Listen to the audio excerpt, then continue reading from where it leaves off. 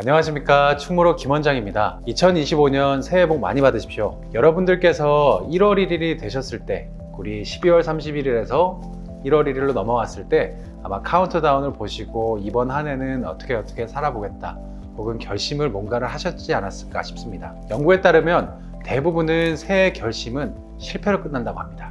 슬프죠? 그래서 제가 오늘 2025년 여러분께서 오늘 목표로 하신 부분에 대해서 꾸준히 이루기 위한 방법을 알려드리도록 하겠습니다. 새해 결심은 보통 얼마나 오래 지속될까요? 사람마다 다르겠죠. 하지만 포브스 헬스의 2024년 설문조사에 따르면 대부분의 사람들은 4개월도 되지 않아 결심을 포기한다고 합니다. 우리나라 말로는 작심삼일인데 4개월이면 꽤 기네요. 그래도 조사에 따르면 약 10명 중 1명이 결심을 한 달 이상 유지했고요. 21.9%, 20% 정도는 2달, 20% 조금 넘게 22.2%는 3달, 그리고 10% 조금 넘게 13.1%는 4달 동안 결심을 유지했다고 응답했습니다. 4달 안에 끝난 사람이 80%, 90%가 넘었죠. 자, 단지 1%만이 결심을 유지한 게 10일에서 12개월 동안 유지했다고 했습니다. 한 해가 가기 전에 1%가 남습니다. 우리가 한번 1%를 한번 들어볼게요. 미국인의 거의 절반이 새해 결심을 합니다.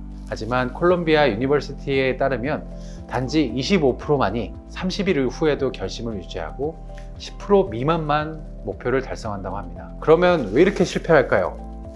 결심이 실패하는 주된 이유는 결심을 습관으로 만들지 못하기 때문입니다. 리더십 및 컨설팅 회사 크루셜 러닝의 조언가인 저스틴 헤일의 일례를 들겠습니다. 연구에 따르면 우리가 매일 하는 일의 40%는 습관입니다. 습관은 우리가 생각하지 않고 거의 자동적으로 실행되는 일을 얘기하고요. 하지만 사람들은 새해에 더 나아지고 싶어서 필요한 행동을 구체적으로 정리하고 그것을 습관으로 만들어 계획을 세우는 데 집중하지는 않습니다. 다만 습관이 되기보단 그냥 그 행동 한두 번을 하기 마련이죠. 그래서 이러한 습관 형성 혹은 변화를 만들려면 막연히 새해에는 더 많이 달릴 거야 라는 목표보다는 매일 30분씩 달릴 거야 라는 구체적인 행동으로 바꿔야 합니다. 이렇게 구체적이고 명확하고 측정 가능한 목표를 세워야 새해에 새로운 습관을 만드는 것이 가능합니다. 즉, 사람의 의지는 굉장히 약합니다.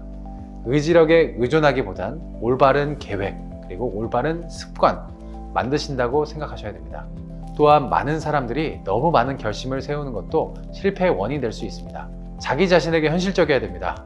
올해 목표가 살 20kg 빼기 혹은 공부 2등 안에 들기, 뭐 여러 가지 한 10개의 목표를 세웠다고 하십시오.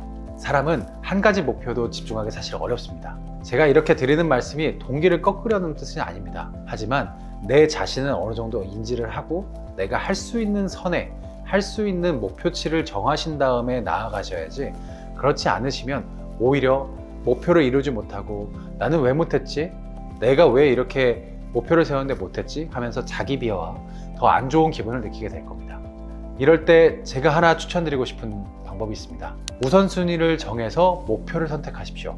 내가 예를 들어 정말 하고 싶은 10개의 목표가 있습니다. 그 중에 3개만 성공하셔도 아마 2025년은 성공한 해이실 겁니다. 다만 우선순위로 내가 제일 중요한 목표를 먼저 세우십시오. 이제 결심을 달성할 가능성을 높이는 방법 3가지를 말씀드리겠습니다. 우선 Q가 필요합니다. 우리 영화 같은 거 보시면 Q 사인 주죠. 이는 목표로 하는 행동을 떠올리게 하는 신호입니다. 우리 영화 촬영하시는 분들 보시면 Q 하기 전까지는 자유롭게 놀다가 Q 사인이 들어가면 갑자기 영화 배우가 돼서 혹은 갑자기 그 인물이 되어서 똑같이 하게 됩니다. 습관이나 혹은 어떤 행동이 시작되려면 시작 사인이 필요합니다. 그게 Q 사인이에요. 그래서 저는 Q 사인은 어떻게 만드시면 되냐면, 첫 번째는 그 목표를 좀 낮게 설정하십시오. 예를 들어 헬스장 가서 목표를 1시간 운동이라고 정했습니다. 그냥 그렇게 하지 마시고 오늘은 헬스장 문 들어가기를 Q 사인으로 정하십시오. 하루에 한 번씩 헬스장 문 들어가서 나오기만 하셔도 됩니다. 시간이 너무 없으면. 1시간이라고 구체적으로 너무 길게 잡지 마시고요. Q 사인은 사소한 습관을 작게 잡으시는 게 아주 좋겠습니다. 그리고 두 번째, 아까 말씀드린 Q 사인이랑 비슷한데 작고 실행 가능한 루틴을 먼저 만들어야 됩니다. 목표를 작게 축소하시고요. 실행 가능하도록 만드세요. 오늘 시간이 너무 안 될 것 같은데 평상시에 생활 습관상 1시간 헬스하는 게 힘듭니다. 이런 경우에 혹은 1시간 독서하는 게 힘듭니다. 근데 나는 1시간 목표를 잡았어요. 이렇게보다는요, 내가 할 수 있는 최소, 예를 들어 나는 시간이 정말 너무 바빠서 5분이라고 설정하셔도 되고요. 만약에 좀 가능하시다면 매일 30분 달리기라든지 매일 30분 독서라든지 혹은 운동화를 신는 것부터 이렇게 시작해 보시는 게 아주 중요하겠습니다. 이때 주변 환경이 아주 중요합니다. 새로운 루틴을 유지하기 위해서는 가장 적합한 환경으로 설정하시고요. 지금 디지털 홍수 시대에 살고 있잖아요.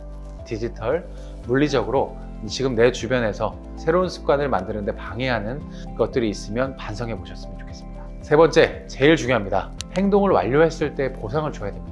왜냐하면 신체적 보상이나 감정적 보상은 습관을 형성하고 우리 몸이 그게 자동적으로 이루어질 수 있게 더 만들어주는 긍정적인 효과를 줍니다. 우리 파블로프에게 아시죠? 어느 정도 주기적인 반응을 계속 주다 보면 전기 자극과 음식을 같이 주다 보면 나중에 음식을 안 먹습니다. 그런 것처럼 어느 정도 꾸준하게 나한테 습관이 될 수 있게 그런 거를 안 좋은 걸 하지 마시고요. 보상으로 주십시오. 저 같은 경우에 예를 하나 들어드리겠습니다. 저는 매일 10,000보에서 20,000보 정도의 걸음을 달성하기 위해 위치 추적기 혹은 핸드폰의 만보기를 사용합니다. 이 만보기 같은 게 생각보다는 가벼운 진동을 주는데 이게 아주 사소해 보이지만 이제 제 머리는 이제 그걸 달성했을 때 기분이 좋아집니다. 그래서 오늘 충분히 활동했구나, 오늘 내 목표를 달성했구나, 이러면서 하나씩 습관이 된다고 생각하시면 되겠습니다.